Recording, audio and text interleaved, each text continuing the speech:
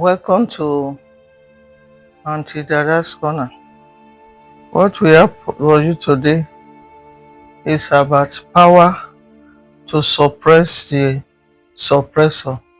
There are so many oppressors in our society today. In your home, in your business, in your school, in your environment, in your neighborhood, in your church, even in your church, there are suppressors. And what are suppressors? The people that does not want you to move forward, the obstacle creator, the people who are not happy when you are happy, the people who want to stand on your way of progress. Those are your oppressors. They must be stopped. And the way to stop them is not by yourself or by your power.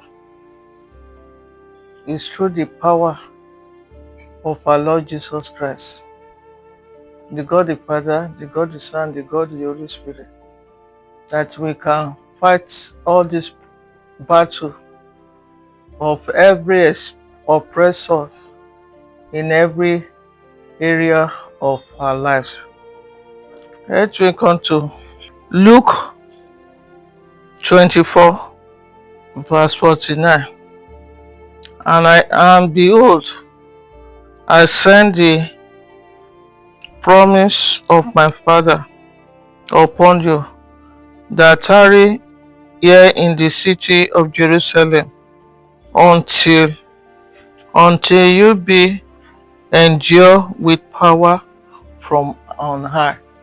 For you to overcome suppress every oppressor in your life, you need power from on high.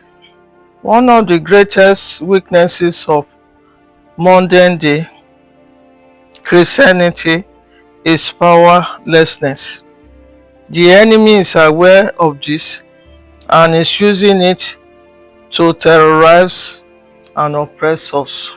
Do you know that when a greater power comes across a smaller power, the smaller power bows? Do you believe that if you have the power to operate